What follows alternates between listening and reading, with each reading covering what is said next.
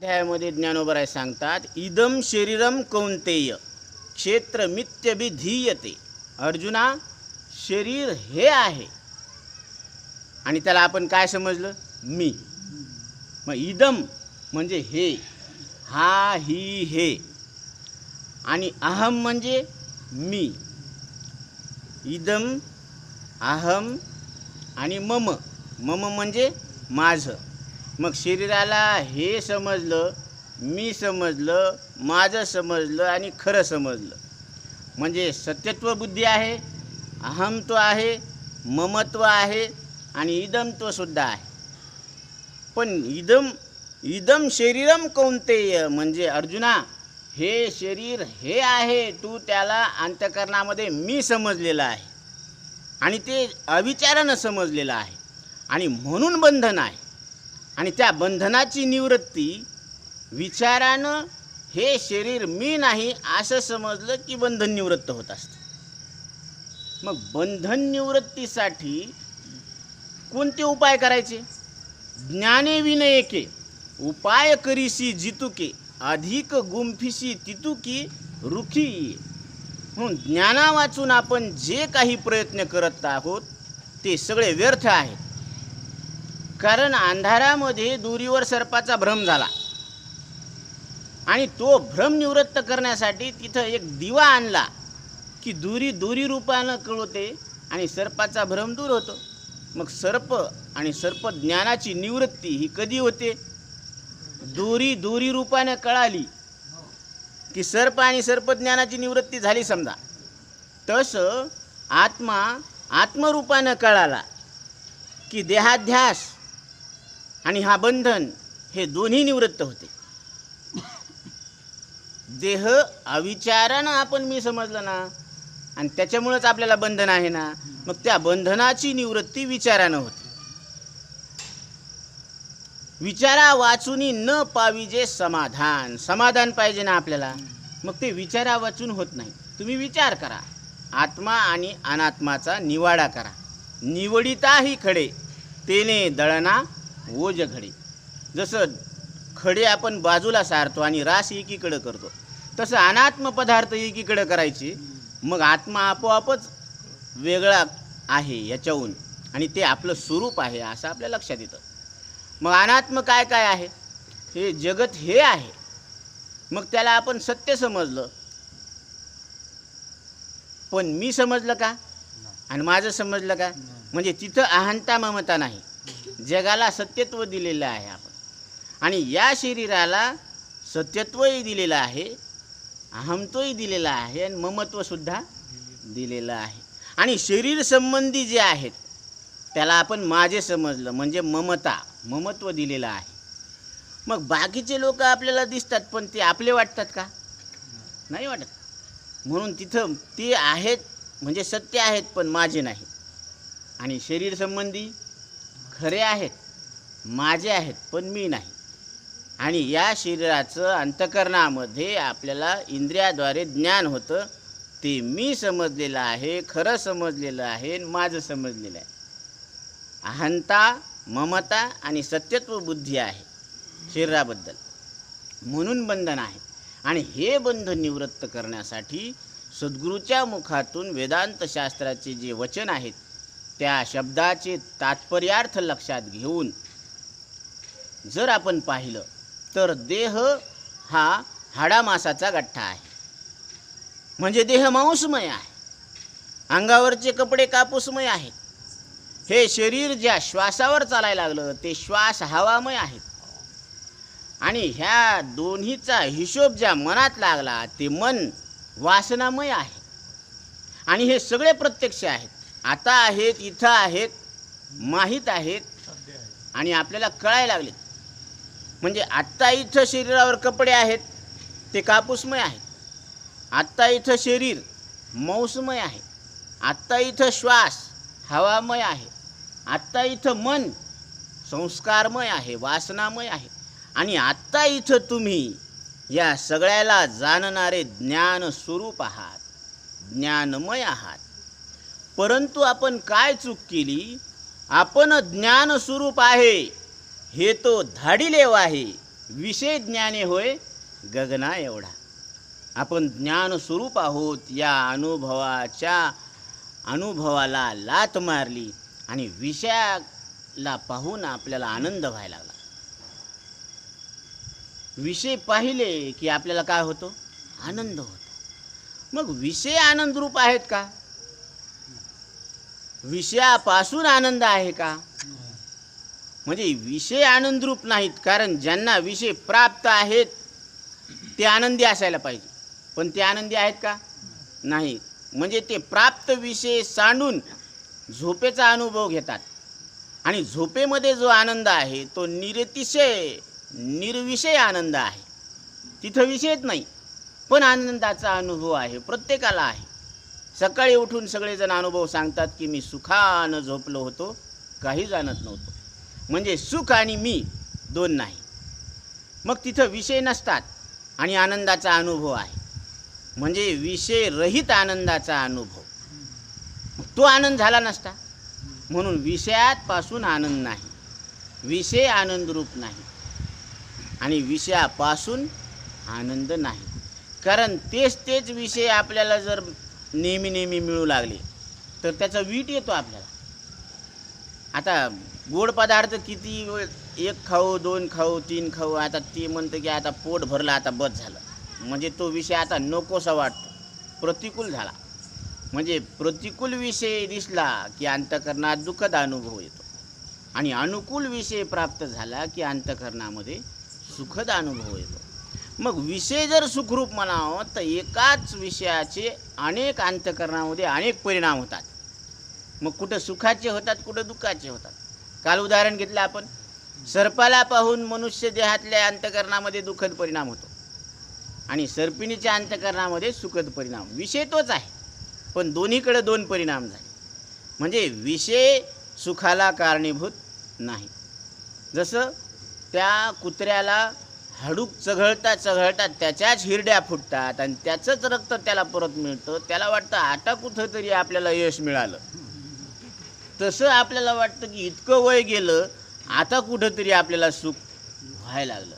तर ते विषयाचं सुख नाही आहे.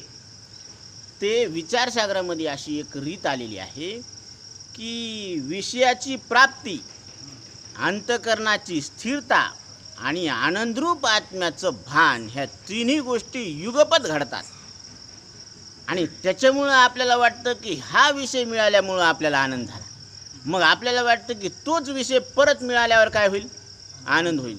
म्हणून आपण विषय मिळवण्याच्या मागं आहोत.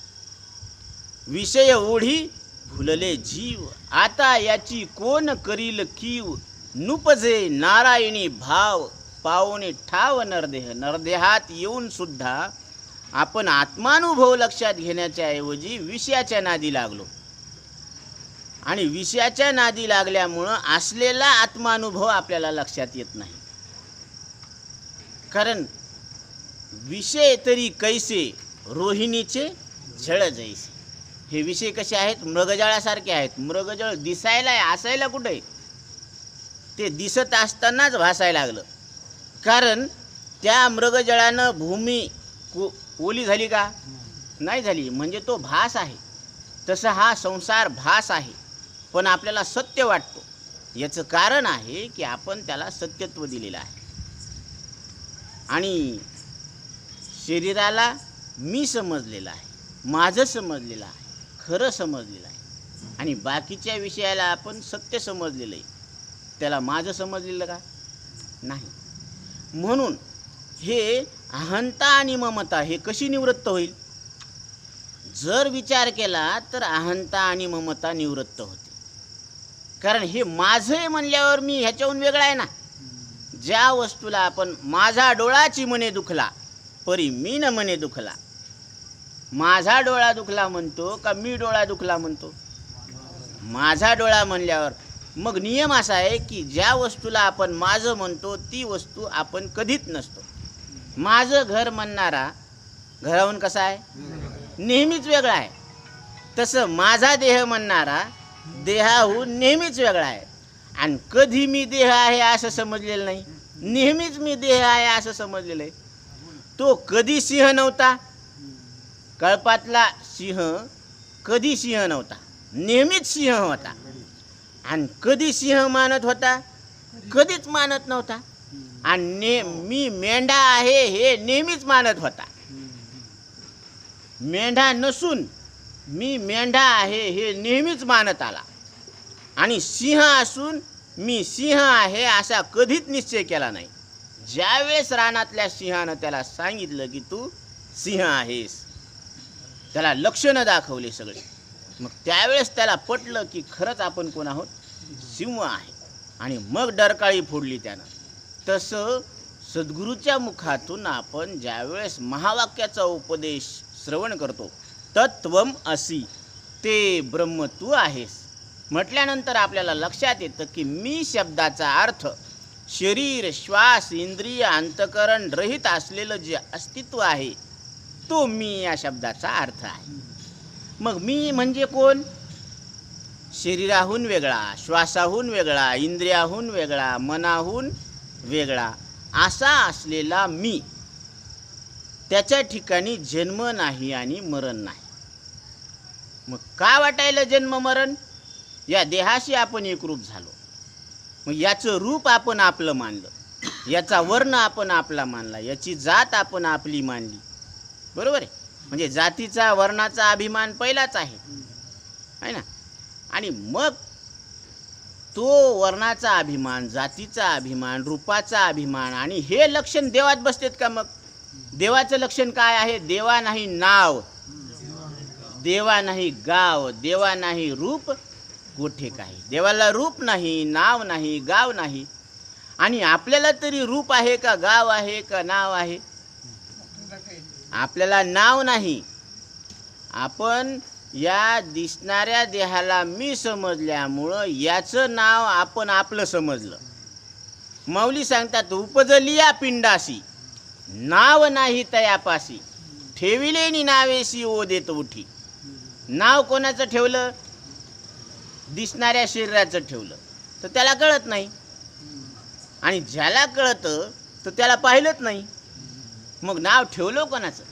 बरं, ठेवलं म्हणतो आपण, जसं टोपी डोक्यावर ठेवली, ग्रंथ व्यासपीठावर ठेवला, तसं नाव कुठं ठेवलं? कपाळावर ठेवलं का, गालावर ठेवलं का, नाकावर ठेवलं? कुठं ठेवलं? का मानायला लावलं? मानायला लावलं. म्हणजे 12व्या दिवशी त्याचं बारसं आणि 13व्या दिवशी त्याचं तेरसं.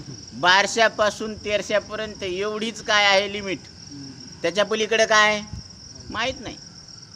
पण त्याच्या पलीकडं जे आहे ते आपल्याला सद्गुरू सांगतात की त्याच्या पलीकडं आपलं स्वरूप आहे. जन्म मृत्यूच्या पलीकडं. जन्म मृत्यू हे शरीरामुळं आहे.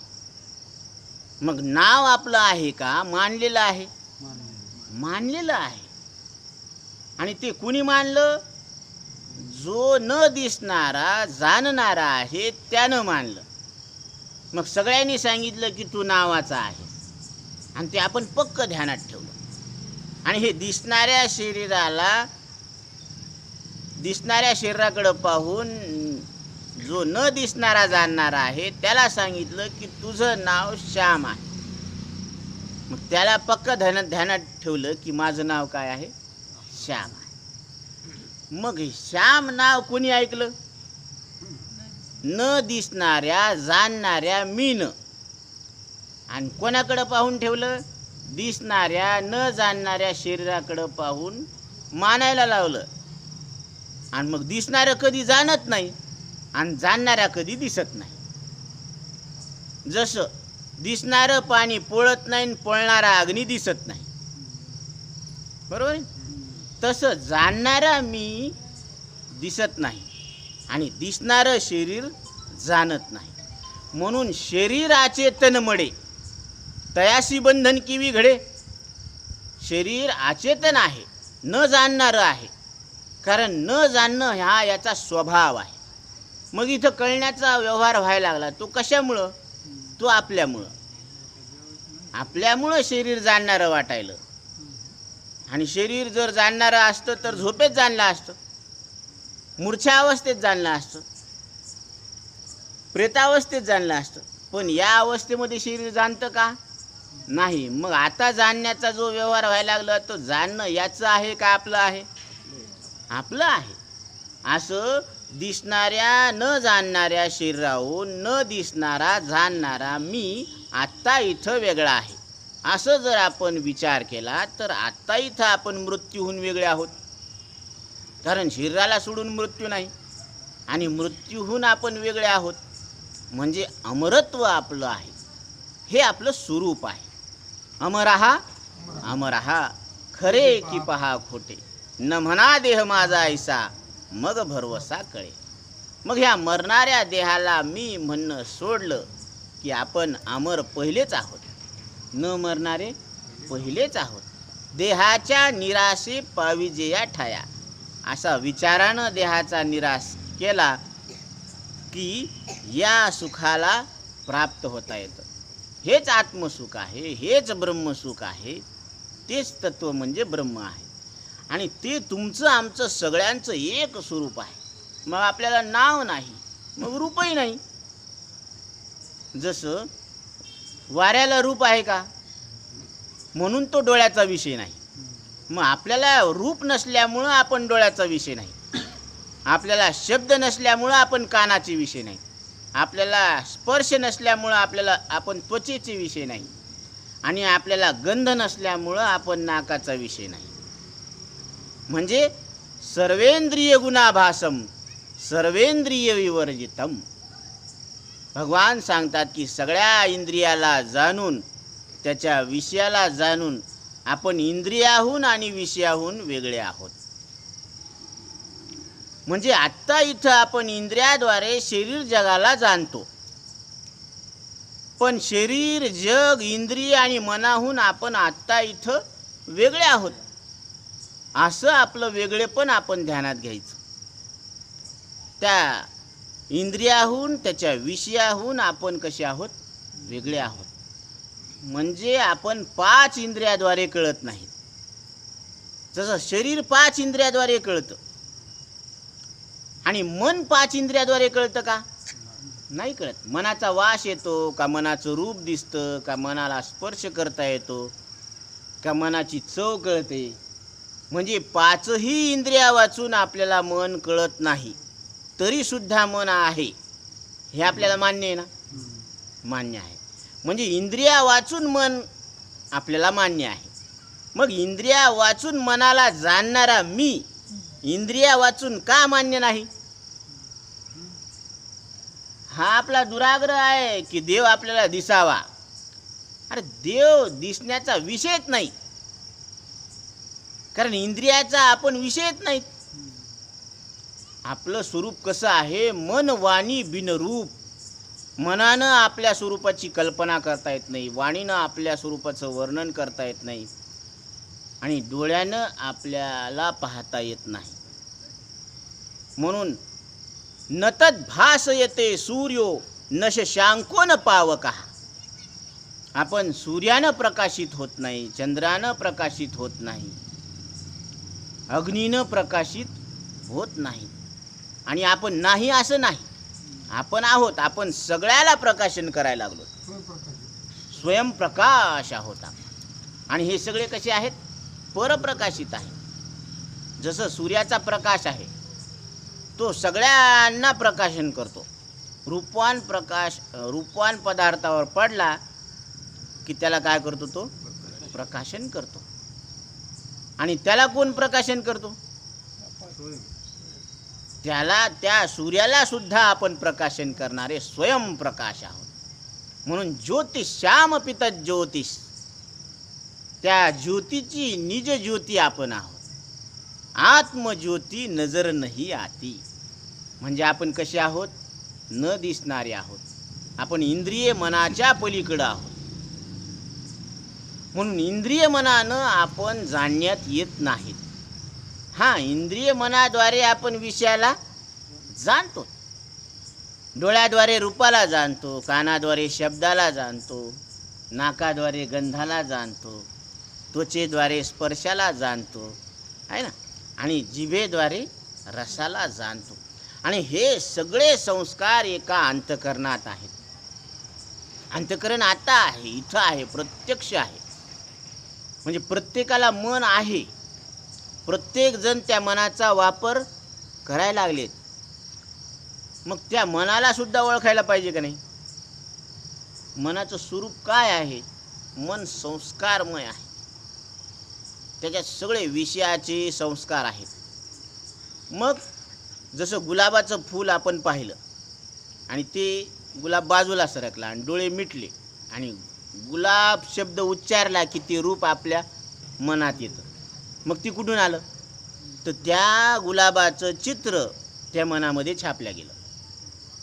जसं रेडिओमध्ये शब्द छापल्या जातात, टी व्हीमध्ये शब्द आणि चित्र छापल्या जातात, आणि मन ही अशी एक कॅसेट आहे की त्याच्यामध्ये शब्द, स्पर्श, रूप, रस, गंध हे पाचही विषय छापल्या जातात. आहे का नाही? म्हणजे मन ही पंचतारांकित कॅसेट आहे की ज्याच्यामध्ये सगळ्या विषयाचे संस्कार टिपलेले आहे. म्हणून आंबा म्हटलं की त्याची चव आपल्याला लक्षात येते. कशी आहे? गोड आहे. मग हे कुठून आली ती चव? ते आपल्या अंतःकरणात आलं. पण ते कुठून आलं? ज्यावेळेस आपण त्याचा अनुभव घेतला तर त्या अनुभव घेतल्याचे संस्कार मनामध्ये राहिलेले आहेत. बालपण नष्ट झालं पण त्याचे संस्कार अंतःकरणात आहे. मग बालपणाचा विषय जर खोटा होता तर त्याचे संस्कार कसे राहतील? खोटेच राहतील ना. आणि तारुण्य जर खोटं आहे तर त्याचे संस्कार राहिलेले कसे आहेत? खोटेच आहेत. आता विषय खोटा आहे म्हणून त्याचे संस्कार सुद्धा खोटे आहेत. म्हणून हे 5 विषय खरे आहेत का? नाही. कारण हे 5 विषय खोटे आहेत आणि ह्या 5 विषयाचेच संस्कार म्हणजे मन आहे. मग ते मन सुद्धा कसं आहे? खोटं आहे. आता इथं मन कसं आहे? खोटं आहे. म्हणून हे खोटं आहे असं लक्षात घेतलं की मग बंधन सुद्धा कसं आहे? खोटं आहे. आणि बंधन खोटं आहे म्हणल्यावर मृत्यूचं दुःख कसं आहे? खोटं आहे. आणि मृत्यूचं दुःख खोटं आहे म्हणल्यावर आता निवृत्त केलं काय, न केलं काय? खोटं असल्यावर आपल्याला भीती का खरं असल्यावर भीती? खरं असलं तर भीती. आता चित्रातला वाघ आहे, मग चित्रातला आहे म्हणल्यावर काय भ्यायचं? आणि खरा वाघ आहे म्हणल्यावर भ्यावंच लागतं, भेटोस तू. तसं हे मृत्यू जर खोटा आहे तर मग भीती कशाची?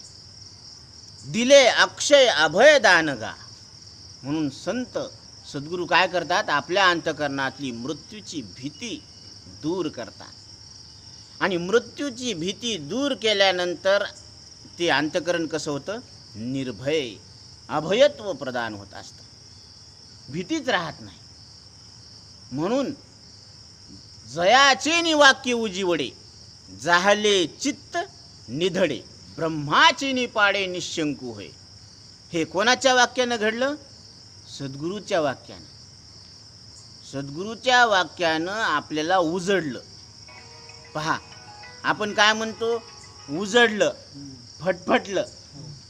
तसं आता आपण सगळ्यांचे वाक्य आतापर्यंत ऐकले, पण त्या वाक्यानं आपल्याला मरण नाही असं उजडलं का? उजडलं तर नाही, पण बुजाडलं गेलं. म्हणजे जास्त गुंता झाला. उजडलं नाही, पण सद्गुरूच्या वाक्यातून आपल्याला उजडलं की आपल्याला मरण नाही. आणि आतापर्यंत असं आपल्याला उजडलं नाही.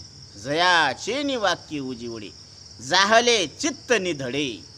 आणि त्यामुळं ते चित्त कसं झालं? निधड झालं. निधड झालं म्हणजे त्याच्यात आता भीती राहिली नाही, बिनधास्त झालं ते आता. कारण धास्तीत नाही राहिली ना मृत्यूची. नाही तर आता सगळे जीवन जगायलेत का भीत भीत जगायला लागलेत? भीत भीत जगायला लागले की आता येतं का मग येतं, आता येतं का? कारण मृत्यू निश्चित आहे. घडी घडी काळ वाट याची पाहे, अजून किती आहे अवकाश. की अजून किती वेळ राहिला म्हणून काळ टपून बसलेला आहे. काळ जपतसे महा, तोही त्याचा घोर वहा, ध्यानी रहा श्रीहरीच्या. म्हणून काळ टपून बसलेला आहे या शरीरावर. कारण चिमणीची आणि बेंडकूची मैत्री झाली. तर आता चिमणी म्हणजे नवीन आसामी आहे ना. त्या अजगराला वाटलं की चिमणी काय आहे. आता हे बेंडूक तर कवा बी आपल्या तडाख्यात येणार आहे, पण चिमणी हुरकून उडून जाईल म्हणून आधी झडप कोणावर मारली, चिमणीवर. आता मैत्री झाली म्हणून ते काय, ती बेंडूक उड्या मारायला लागली तर चिमणी बी उड्या मारत चालली आणि ती पंख विसरली. तसं आपण आपल्या विवेकाचे पंख विसरलो. आकाशी झेप घेरे पाखरा, तोडी सोन्याचा पिंजरा.